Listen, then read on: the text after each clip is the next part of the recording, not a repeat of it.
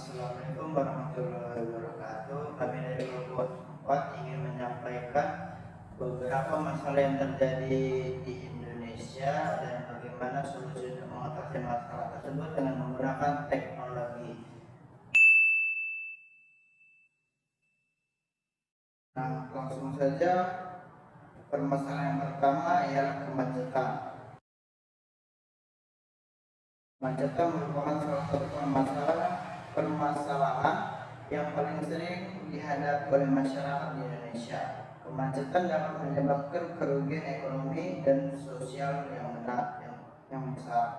Teknologi dapat membantu mengatasi kemacetan dengan berbagai cara. Yang pertama ialah pengembangan transportasi umum yang terintegrasi dan efisien.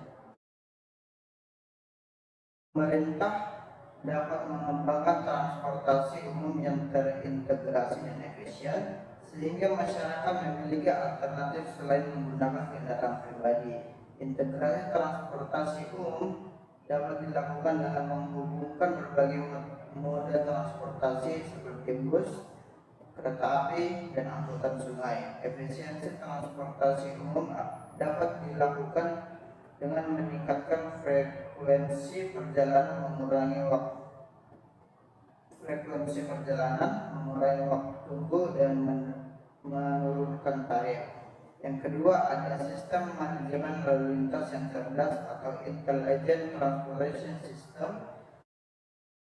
Sistem manajemen lalu lintas yang cerdas dapat digunakan untuk memantau dan mengontrol lalu lintas secara real time. Sistem ini dapat digunakan untuk mengatur sinyal lalu lintas, mengendalikan kecepatan kendaraan, dan memberikan informasi kepada pengguna jalan. Yang ketiga, ada mobilitas berbasis kendaraan listrik dan otonom, yaitu kendaraan listrik dan otonom dapat menjadi solusi untuk mengatasi kemacetan di masa depan. Kendaraan listrik tidak menghasilkan emisi gas buang sehingga dapat mengurangi polusi udara. Kendaraan otonom dapat mengurangi jumlah kendaraan di jalan sehingga dapat mengurangi kemacetan. Baik, permasalahan kedua kan teman saya. Masalah yang kedua yaitu semakin meningkatnya jumlah kemiskinan di Indonesia. Sayangnya, kemiskinan masih menjadi salah satu masalah sosial yang mendarah daging di Indonesia dari tahun ke tahun. Ditambah dengan adanya virus COVID-19 tahun lalu, banyak pihak yang bisa saja jatuh ke jurang kemiskinan jika masalah ini tidak coba dituntaskan.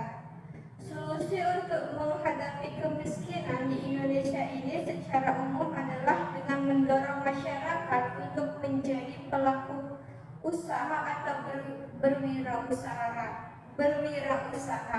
Dengan adanya teknologi, masyarakat bisa melakukan wirausaha dengan cara membuka toko online shop seperti TikTok Shop, Shopee, atau berbagai media lainnya. Dan kasus dalam pandemi ini, masyarakat juga harus kreatif dalam mencari cara untuk bisa berwirausaha tanpa harus melanggar protokol kesehatan yang ada. Selanjutnya, adapun permasalahan yang ketiga, pengembangan teknologi medis kesehatan. Kesehatan merupakan salah satu kebutuhan dasar manusia. Teknologi dapat membantu meningkatkan kualitas kesehatan masyarakat dengan berbagai cara. Seperti yang pertama, pengembangan teknologi medis yang canggih. Pengembangan teknologi medis yang canggih. Pemerintah dapat mengembangkan teknologi medis yang canggih untuk meningkatkan kualitas pelayanan kesehatan. Teknologi medis yang canggih dapat digunakan untuk mendiagnosis penyakit secara lebih akurat dan efektif. Yang kedua, peningkatan akses masyarakat terhadap pelayanan kesehatan. Pemerintah dapat meningkatkan akses masyarakat terhadap pelayanan kesehatan, terutama di daerah-daerah terpencil. Akses kesehatan yang meningkat dapat diwujudkan dengan membangun rumah sakit dan puskesmas di daerah-daerah terpencil. Yang ketiga, peningkatan kesadaran masyarakat akan pentingnya kesehatan.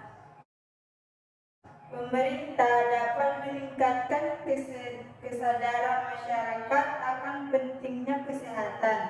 Kesadaran masyarakat akan pentingnya kesehatan dapat diwujudkan dengan melakukan sosialisasi dan edukasi tentang kesehatan.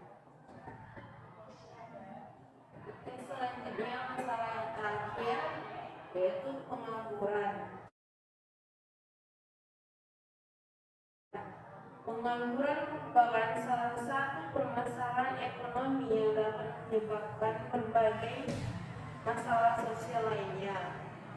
Dengan teknologi dapat membantu mengatasi pengangguran dengan berbagai cara. Seperti yang pertama, pengembangan industri berbasis teknologi. Yang kedua, peningkatan keterampilan dan kompetensi tenaga kerja. Yang ketiga, penciptaan lapangan kerja baru melalui sektor informal. Penggunaan teknologi secara luas dapat membantu mengatasi pengangguran dengan menciptakan peluang pekerjaan baru, meningkatkan aksesibilitas peluang kerja, dan mempercepat pertumbuhan ekonomi. Namun, penting untuk memastikan bahwa upaya ini diimbangi dengan kebijakan yang mendukung inklusi digital dan penyebaran teknologi yang merata agar manfaatnya dapat dirasakan oleh semua kalangan masyarakat. Selanjutnya saya berikan kepada moderator. Sekian dari permasalahan yang dapat kami sampaikan. Jika ada kesalahan kata, kami minta maaf. Sekian dan terima kasih. Assalamualaikum warahmatullahi wabarakatuh.